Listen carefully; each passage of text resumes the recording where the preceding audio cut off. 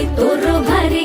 दिसते भारी गणपतीची स्वारी अन आला धादिस मामाच्या घरी मालवण चिपळूण सावंतवाडी माझ्या कोकण गावांचो दिमाग भारी